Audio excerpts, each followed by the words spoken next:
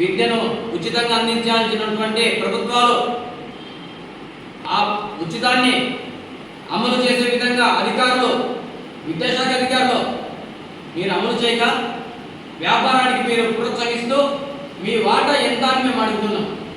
విద్యాశాఖ అధికారుల వాటా ఎంత అని అడుగుతున్నాం. ప్రైవేట్ కార్పొరేట్ స్కూల్ నుంచి వచ్చినటువంటి వాటా ఎంత అని. లేకపోతే మీరు ఎందుకో ఇంత నిర్లక్ష్యంగా ఉంటూ ఇన్ని ప్రెస్ మీట్లు, ఇన్ని ధర్నాలు చేసినా కూడా స్పందించమని ఉన్నారు.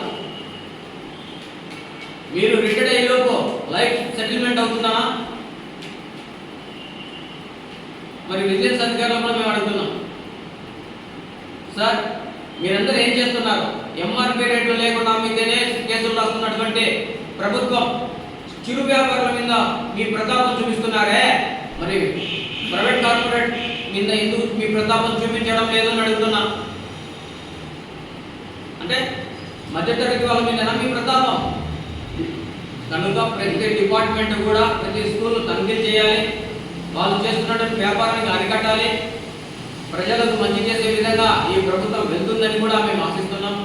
అంతేకాదు, ఒకవేళ మీరు ఇలా చేయకపోతే ప్రతి ఒక్క డిపార్ట్మెంట్కు హైకోర్టు కంప్లైంట్ చేస్తాం, మీకు ప్రతి ఒక్కరికి మేము నోటీసులు పంపిస్తాం.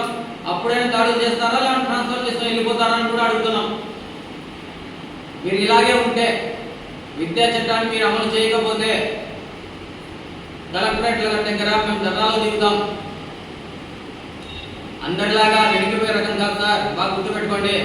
ప్రజలకు మంచి జరుగుతుందండి, ఎంత దూరం మనం వెళ్దాం. కనుక మా ఎమ్మెల్యే గారు కూడా విద్యా హక్కు చట్టాన్ని ప్రయోగించడానికి అసెంబ్లీలో తమని వాయిస్ వినిపించాలని, అలాగే మీరు చేస్తున్న అభివృద్ధి కార్యక్రమాల్లో విద్యను కూడా అభివృద్ధిగా చూసుకొని మధ్యతరగతి వాళ్ళకు ఉపయోగపడే విద్యను, ప్రతి ఒక్కరికి అవసరమనే విద్యను మీరు విద్యా చట్టాన్ని అమలు చేస్తారని మా ఎమ్మెల్యే గారికి, అలాగే జిల్లా అధ్యక్షుడు వాసన్న గారికి కూడా ప్రత్యేక ధన్యవాదాలు తెలియజేస్తున్నాను. అలాగే విద్యాశాఖ అధికారులు మరీ చెప్తున్నాం, మీరు దాడులు చేయకపోతే ప్రతి వారానికి ఒకసారైనా మీ కాడ ధర్నాలు చేసేదానికి మేము సిద్ధంగా ఉన్నామని తెలియజేస్తూ